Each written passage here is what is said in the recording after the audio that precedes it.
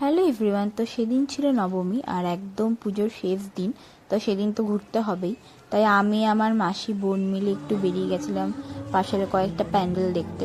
তো প্রথমে চলে গেছিলাম এই পুজোটাতে।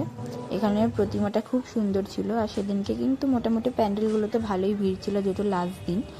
তো আমরা চলে গেছিলাম। তারপর বাড়িতে এসে আমরা বেরিয়ে গেছিলাম আবার যাব বলে গড়িয়াহাট হিন্দুস্তান ক্লাব। তো আমরা চলে গেলাম গড়িয়াহাট হিন্দুস্তান ক্লাব। আমরা যেটার জন্য গেছিলাম বেসিক্যালি সেটা হলো গিয়ে লাইটিং, মানে এবারে ওদের থিম এই লাইটিং। এই লাইটিংটা দেখার জন্য আমরা বেসিক্যালি গেছিলাম আর বিভৎস ভিড় ছিল। এই ভিড়ের মধ্যেও গেছি আমরা। যাই হোক, যেহেতু পুজোর লাস্ট দিন, পুজো শেষ, পুজো আসছে এটাই ভালো, বাট পুজো শেষ হয়ে গেল। যাই হোক, তো এভাবে চলে গেলাম আমরা আর দেখলাম প্যান্ডেলটা। ভেতরটাও কিন্তু খুব সুন্দর হয়েছিল, বেশ ভালো লাইটের কাজ হয়েছিল, প্রতিমাটাও খুব সুন্দর ছিল। তারপর আমরা ওখান থেকে বেরিয়ে গেছিলাম, বেরিয়ে আমার মেশো এই গেমগুলো মানে বেলুনগুলো ফাটিয়ে নিল।